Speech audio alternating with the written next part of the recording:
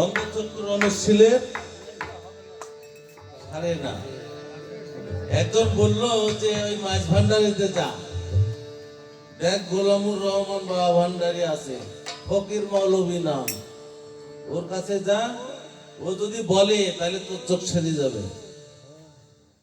রমেশ ছিল গেল মাছ ভান্ডারিতে, খোঁজ করছে, কাউকে চিনে না, দেখছে একটা লোক অজু করছে,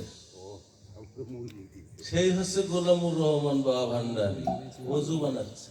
ওকে যাই জিজ্ঞাসা করছে, ভাই গোলামুর রহমান ভান্ডারি কে? অজু করছে। তো গোলামুর রহমান বাবা ভান্ডারি অজু করতে করতে ওই অজুর পানি চোখের পুরে ছিটাই মারছে যে এই দাও গোলামুর রহমান। সঙ্গে সঙ্গে রমেশ ছিলেন অন্ধচক্ষু ভালো হয়ে গেল। বলেন সুবহানাল্লাহ। কে ভালো করলো? আল্লাহ ভালো করলো। কার ওসিলায়? ওলিয়া উলিয়ার ওসিলায়, বা ভান্ডারীর ওসিলায়। রমেশ ছিল সেই থেকে পাগল। চোখ যখন আমি দুনিয়ার আলো যখন দেখতে পাচ্ছি আপনার ওসিলায়, আমি আপনার চরণা ছাড়ব না। রমেশ ছিলেন হাজারো হাজারো এই বিশ্বের গান ভান্ডারি ভরা।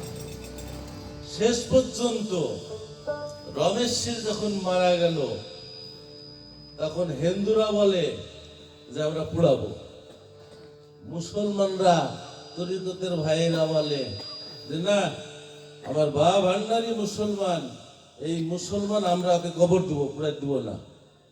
এই গন্ডগোল, মারামারি। এক পর্যায়ে উপজেলার টিওনো সাহেব, থানা নির্বাহী অফিসার এসে সবার কথা শোনার পরে বলল যে আমি একটা রায় দিচ্ছি, এটা মেনে নেন আপনারা। কি হবে? মুসলমানরা আগে কবর দিক, ওরা ধোয়া কাফন পরাক, ওরা কবর দিবে, দিয়ে ওরা চলে যাবে, তারপরে কবর থেকে লাশ উঠাবেন, উঠে আপনারা পোড়াবেন। এই সমাধান যখন দিল, তখন মুসলমানরা ওদের মুসলমানের রীতিনীতি অনুযায়ী কবর দিল। কবর দেওয়ার পরে ওরা চলে গেল। হিন্দুরা সব জায়গায় কবর খুঁড়ে তুলতে যাই, দেখছে আর রমেশ শীল কবরে নাই। কি আছে? একটা গোলাপ ফুল পড়ে আছে। বলেন সুবহানাল্লাহ।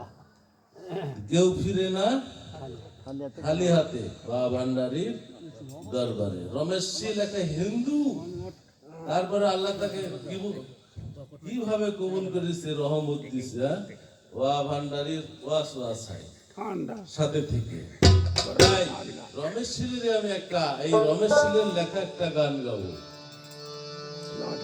পার কর ডুবাই আমার মহিমা তোমার।